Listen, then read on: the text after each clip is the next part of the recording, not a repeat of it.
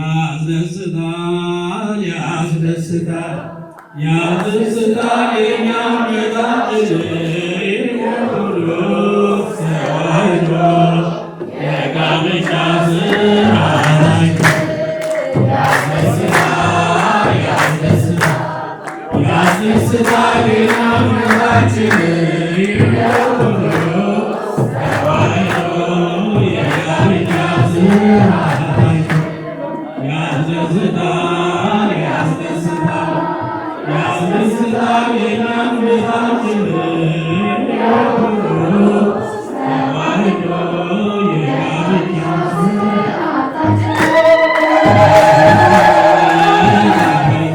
የኛም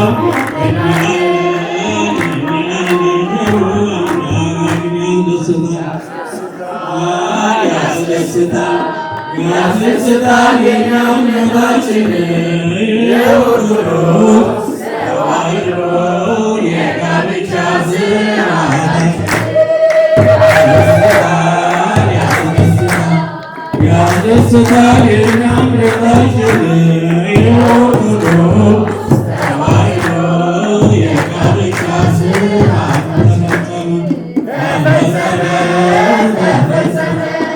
ተፈጸመ ዛሬ ሰርጋችሁ ምስጋና ይግባ እንላለን እንላለን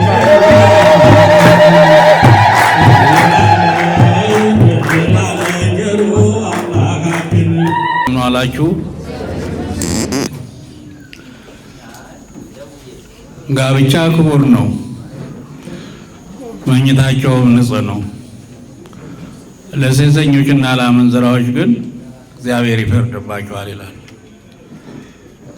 እንግዲህ ዕብራውያን ምዕራፍ 13 ከቁጥር 5 ጀምራችሁ ስታነቡ ይህንን ኃይለ ቃል ታገኛላችሁ። መጋባት በሁሉ ዘንድ ክቡር ነው፣ ቅዱስ ነው የተባለው በስርዓቱ ማለት ነው። እንደ ኢትዮጵያ ኦርቶዶክስ ተዋሕዶ ቤተክርስቲያን ስርዓት አንድ ለአንድ ንጽህናቸውን ጠብቀው ቆይተው እሷን በጸሎት እሱም በጸሎት ሕይወታቸውን እየመሩ ቆይተው እግዚአብሔርን እንግዲህ አንድ ያደረገው ሰው አይለየውንና በቤተ ክርስቲያኗ ስርዓት ተጸልዮላቸው ይጋባሉ። ቤተ ክርስቲያን ዘምራላቸው፣ ካህናት ጸልዮላቸው ቤተ ክርስቲያኗ ልክ እንደ ክብረ በዓል እንደ ንግስ አድርጋ በዓላቸውን ታከብራለች። የሰው ልጅ ጋብቻው የሚመሰረተው አንድ ጊዜ ብቻ ነው። የሚጠመቀውም አንድ ጊዜ ብቻ ነው። ንስሐ ግን ተደጋጋሚ ነው፣ እየተደጋገመ ይሰጣል። ስለዚህም መጋባት በሁሉ ዘንድ ክቡር ነው፣ መኝታቸውም ንጹሕ ነው ሲባል እንግዲህ እንደ ቅዱስ ቃሉ ሰው ብቻው ሊኖር መልካም አይደለም፣ ረዳትን እንፍጠርለት። ዘፍጥረት ምዕራፍ 2 ቁጥር 18 እግዚአብሔር አምላክ ዘፍጥረት ምዕራፍ 2 ቁጥር 6 ላይ የመጀመሪያውን አዳም ሰው ፈጠረውና እንግዲህ ሁላችሁ እንደምታውቁ እንደምታነቡት ከምድር አፈር ነው ያበጀው የፈጠረው። ከዛ በአፍንጫው ደግሞ ነፍስ የምትባለው ዛሬ ነፍስ እና ስጋ ተዋህደው የሚኖሩ በአዳም አፍንጫ ላይ የሕይወት እስትንፋስ አለበት፣ ሰው ሆነ ይላል። አሁን ከዚያ ጊዜ ጀምሮ ነፍስ የተሰጠች ከሱ ስለሆነች የምትኖረው እስከ ለሞት ለተሞት እንጂ እዚህ ምድር አትቀበርም። መሬት ግን አዳም ግን የተገኘው ከአፈር ስለሆነ ወደ አፈር ነው መጨረሻው። ነፍስክን ከእግዚአብሔር ስለተገኘች በቀጥታ የምትጓዘው ወደ 7ኛው ሰማይ ነው እና እንዲህ አድርጎ ሙሉ ፍጥረት አድርጎ ከፈጠረው በኋላ ብቸኛ ሆነ። ረዳት የለውም፣ አጫዋት የለውም፣ ሊባዛም አይችልም። ስለዚህ በዘፍጥረት ምዕራፍ 2 ቁጥር 18 ላይ ምን አለ እግዚአብሔር? አዳም ሔዋን ከመፍጠሩ በፊት ሰው ብቻው ሊኖር መልካም አይደለም። አዎ ጥሩ አይደለም፣ መልካም አይደለም፣ ጎደሎ ኑሮ ነው ማለት ነው። ማንኛውም ሴት ለአቅመ ሔዋን ወንድ ለአቅመ አዳም ከደረሱ በኋላ በሰዓቱ መጋባት አለባቸው ማለት ነው። ለምን? ሙሉ ሰውነት እንዲኖራቸው ሙሉ እንዲሆኑ እና መልካም አይደለም ብሎ በዘፍጥረት ምዕራፍ 2 ቁጥር 21 ላይ ወአም ጻድቃ ሰላይላ አዳም ብሎ በአዳም ላይ ከባድ እንቅልፍ አመጣ ይልና ከሰውነቱ ከጎኑ አንዷን አንስቶ ምንም ሳይሰማው ማለት ነው እሷንም በስጋ ሞልቶ ሔዋንን አውጥቶ አዳም እስከሚነቃ ድረስ የ15 ዓመት ልጃገረድ ሆና ተገኘ። እንግዲህ የተኛ ሰው ይነቃል። ከነቃ በኋላ ብቸኛ ነው የነበረው። ከሰውነቱ ምንም የተሰማው ነገር የለም። ምንም ያመመው ነገር የለም። በአጥንት ፈንታ በስጋ ተሞልታለች። ምንም ስሜት የለውም። ከየት መጣች? ከጎን ላይ ቁጭ ያለችው ቀና ሲል ሰማይ ጎንበስ ሲል ምድር አየና እቺ አጥንት ከአጥንቴ ስጋ ከስጋዬ ናትና ስሟ ሴት ትባል ወይም ደግሞ የሔዋን ዘር ሔዋን ተባለች። አሁን እንግዲህ ከዚህ ጀምሮ ከዛ በኋላ ይሄ ካላቸው በኋላ ደግሞ የማባዛት መንገድ ደግሞ ሊቆይ ነው። ወዲያውን እንዲባዙ አልፈቀደም። በገነት ነበር የነበሩ። 7 ቀን ልብሰ ብርሃን ለብሰው ቆዩ። እሷ ምን እንዳላት እሱ ምን እንዳለው አይተዋወቁም። የአስቸጋሪ ተፈጥሮም አዛታይም የለም። ከ7 ዓመት በኋላ አታድርጉ የተባሉትን ሊያደርጉ ነው። አሁን ጊዜ በዚህ ዓለም ላይ ስንኖር አታድርጉ እየተባል አሁን እያደረግነው ነው። ግን እንጠየቃለን። ተጠይቋልና አዳምና ሔዋን የመጀመሪያ ፍጥሮቹ በኩር የሆኑትን አራራላቸው። ትእዛዙ ሲያፈርሱ ወዲያውኑ በ24 ሰዓት ነው የሚወዷትን ገነት ተገፍትረው የወጡ። ከዛ በኋላ ነው እንግዲህ ከዚህ ጥፋት በኋላ ነው እንግዲህ እግዚአብሔር እትወለድ እንወለድ ተወለድከ ወድቅ ውስተ መርህብከ ወትቤዘወከ በመስቀሌ ወሞት ያለው። እግዚአብሔር ሩሩ ነው፣ መሐሪ ነው።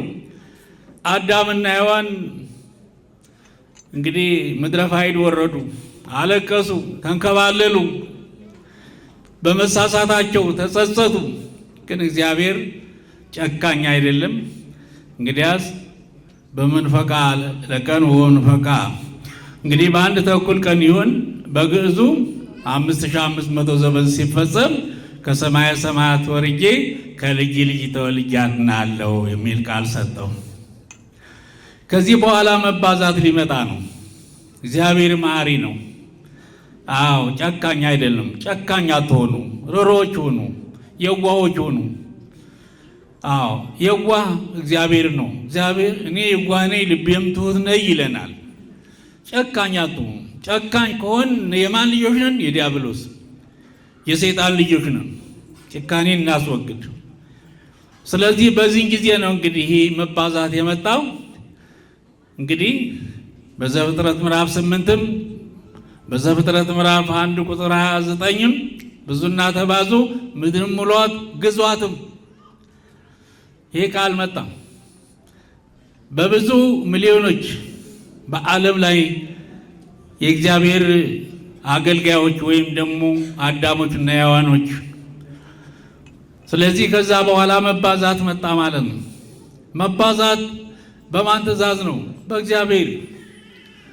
እነዚሁ ዛሬ ወልደ መስቀልና ወለተ ጊዮርጊስ በአንድ ወይም ነምበር ዋን በል ማንን ያስደሰት? ፈጣሪያቸው። ለምን? ብዙና ተባዙ ያለውን ቃል ፈጸሙ፣ ተጋቡ። ከዛ ያለው ሂደት ደግሞ ስኖ የሚጠበቀላቸው። ስለዚህ ሁሉም ለአቅመ አዳምና ለአቅመ ሔዋን ከደረሰ በሰዓቱ መጋባት ግድ ነው፣ መጽሐፋዊ ነው። ሰው ብቻው ሊኖር መልካም አይደለም። ሁሉም መሰሉን ተክቶ ማለፍ አለበት። መሰሉን ተክቶ ማለፍ ለራሱም ጥቅም ነው፣ ለራሱም ረጅ ያገኛል። አዎ ልጆችን የወለዳችሁ ሲወጡ ባታቸው ሲገቡ ፊታቸው እያያችሁ ተደስታላችሁ። ከእናንተ በኋላ ያለው ቁሳዊ ሀብታችሁ የሚወርሱ እነሱ ናቸው። ስም አስጠሪ ናቸው፣ በእናንተ ስም ይጠራሉ። ስለዚህ መጋባት በሁሉ ዘንድ ክቡር ነው፣ መኝታቸውም ንጹሕ ነው ይልና ለሴሶችና ለአመንዝራዎች ግን እግዚአብሔር ይፈርድባቸዋል። ካልተጋቡ በሰዓቱ ካልተጋቡ የሰው ልጅ ከበላ ከጠጣ ወደ ሌላ መንገድ ይሄዳል። ዝሙት ኃጢአት ነው። በዘፍጥረት በዘጸአት ምዕራፍ 20 ቁጥር 16 ያለው እሱ ነው። በወንጌልም በማቴዎስ ወንጌል ምዕራፍ 19 ቁጥር 16 ምስ ነው። አትግደል ካለው ቀጥሎ ያለው አታመንዝር ነው። ቀላል እንዳይመስላችሁ፣ በጣም ጥንቃቄ የሚጠይቅ ነው። ስለዚህ ወደዚሁ መጥፎ መስመር ላለመግባት በሰዓቱ መሰሏንና መሰሉን አግብተው ይኖራሉ ማለት። ስለዚህ መጋባት በሁሉ ዘንድ ክቡር ነው፣ መኝታቸውም ንጹሕ ነው። በኤፌሶን ምዕራፍ 5 ቁጥር 21 ላይ እንግዲህ አንድ ነገር ታገኛላችሁ። ይህ ምስጢር ታላቅ ነው ይላል። ይህ ምስጢር ታላቅ ነው፣ ቅዱስ ጴጥሮስ ነው ያለው። እንደውም ይሄ ጋብቻ ተቋም ነው። ጋብቻ ሲመሰረት አንድ ትልቅ ተቋም እየተመሰረተ ነው። አዎ ስመ እግዚአብሔር እየጠሩ ልጆችን የሚወልዱበት፣ የሚያሳድጉበት፣ እንግዳ የሚቀበሉበት፣ ፈጣሪያቸውን ከልጆቻቸው ጋር የሚያመሰግኑበት ትልቅ ተቋም ነው ወገኖች። ስለዚህ ጋብቻ ታላቅ ነው፣ ግን አንድ መስመር ነው ያለው። እግዚአብሔርን ለማስደሰት በቤተ ክርስቲያናችን ስርዓት በቅዱስ ቁርባን ነው። እስከዚያ ድረስ ትዕግስት ውሰዱ ወጣቶች። እስከዚያ ድረስ እየቆረባችሁ እየጸለያችሁ ቆዩ። እግዚአብሔር ልክ ለአብርሃም ነጭ በግ እንዳቀረበለት ያሬ አንተ መርጥ አምጣልኝ ብሎ መጸለይ አለ። ከዚህ የበለጠ የሚጸለይበት መንገድ የለም። ጋብቻ ነው። ለ60ም ለ70ም ለ80ም ፈረንጆች እናንተ እድሜያችሁ አጭር ነው ግፋ ቢል ከ80 በታች ናችሁ ይሉናል። አዎ ይላል፣ መጽሐፉም ይላል። እድሜያችን 70 ነው ቢበዛም 80 ነው፣ እሱም በሐዘንና በመከራ የተሞላ ነው ብሎ ያመጣዋልና በዚሁ እንግዲህ በ80 በ70 ዓመታት እንግዲህ ሰብአዊ እንደው ትህትናዋን ባሏን የምታከብር ልጆቿን የምትወድ ትዳሯን የምታከብር ለትዳሯ ታማኝ የሆነ ለምሽቱ ታማኝ የሆነ ለልጆቹ ታማኝ የሆነ ባል እንዲገኝ የሚደረገው በጥበብ በስልት በሜላ በሚንስ ሳይሆን የሚገኘው በምንድን ነው? በጸሎት ነው። ስለዚህ እግዚአብሔር አምላክ ይህ መንገድ እንድንባዛ ራሱ የፈቀደልን ስለሆነ ሁሉም አዳሞችና ሔዋኖቹ ይጋባሉ። ግን በዚህ መስመር አንድ መስመር ብቻ ነው ያለ። አሁን እነዚህ ወጣቶች በቤተ ክርስቲያን ቀረቡ። በመጽሐፈ ተክሊል 5 ነገሮች ተከናወኑላቸው ማለት ነው። አንደኛ አንድ የሚያደርጋቸው ቀለበታቸውን ባረከችላቸው ቤተ ክርስቲያኗ። ሁለተኛ በቅባ ሜሮን አተመቻቸው። ሶስተኛ ሙካሹ ልብሰ ብርሃን አዳምና ሔዋን በገነት ለብሰውት የነበረ ልብስ ባርካ አለበሰቻቸው። ሌላው ደግሞ አክሊል የንጽህናቸው የእምነታቸው ምስክርነት አክሊል። የመጨረሻው 5ኛው ቅዱስ ሥጋውና ክቡር ደሙን ሰጠቻቸው። በእነዚህ 5 ነገሮች ትታተማላችሁ ወጣቶች። በቤተ ክርስቲያን ስርዓት ከተጋባችሁ እንዲህ ያሉ መንገድ አለ፣ ትባረካላችሁ። ከዛ በኋላ ጋብቻው እናንተ አይደለም የምትመሩት፣ ራሱ ይመራዋል። ራሱ ጥበቃ ያደርግላችኋል። በእሱ ተማጽናችሁ ነው የተጋባችሁ። እሱን አምናችሁ ነው። እሱን በጸሎት ጠይቃችሁ ነው። ተጸልዮላችሁ ነው። ቤተ ክርስቲያኗ ልክ ዓመታዊ በዓል እንደምታነግስ አድርጋ እልል ብላ ሊቃውንቶቿ እየተቀኙ እየተዘመረ የምትድራቸው እነዚሁ ውብ የሆኑ ምርጦች ወገኖቿ ናቸው። ስለዚህ ወገኖቼ እንግዲህ የምሳችሁ ሰዓት እንዳለፈ አውቃለሁ። እግዚአብሔር አምላክ የልጆቻችንን የወልደ መስቀልንና የወለተ ጊዮርጊስ ጋብቻቸውን ይባርክልን። የአብርሃምና የሳራ ሰርግ ያድርግልን። ልብ በሉ፣ አብርሃምና ሳራ ስንል አብርሃምና ሳራ የገጠማቸው ፈተና አለ። ያ ፈተናው በጥሳችሁ እለፉ ለማለት ተፈልጎ ነው። አብርሃምና ሳራ በትዳራቸው አለመተማመን አይደለም፣ ትልቁ የጋብቻ ትርጉም የሆነውን ልጅ አጥተው ቆይተዋል። ከዚህ የበለጠ ጉዳት የለም። ሁላችሁ እንደምታውቁት የምንባለው በዓመቱ ልጅ ሳሙ ነው። የአብርሃምና የሳራ ሰርግ ያደርግላችሁ በዓመቱ ልጅ ሳሙ ነው የሚባለው።